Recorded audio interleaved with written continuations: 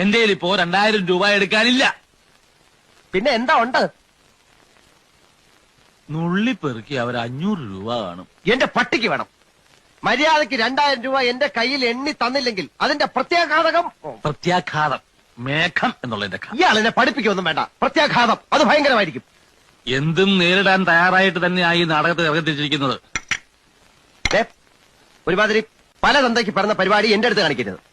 തൽക്കാലം പല തന്തയുണ്ടെന്ന് വിചാരിച്ചേക്കാം. ഇയാള് ഞാൻ പോവാന്ന്. അതെ, കുറച്ച് പതുക്കെ പറഞ്ഞാലും കേൾക്കാം. പിന്നെന്താ ഞെട്ടാത്തത്? സാധാരണ ഇത്ര നിസ്സാര കാര്യങ്ങൾക്ക് ഞാൻ ഞെട്ടാറില്ല. ഓഹോ, പിന്നെ ഞാനങ്ങനെ വെറുതെ പോകുന്നൊന്നും വിചാരിക്കണ്ട. ഈ വിവരം മുഴുവൻ ആ മൂപ്പിലാനെ കണ്ട് ധരിപ്പിച്ചിട്ടാ ഞാൻ പോവും.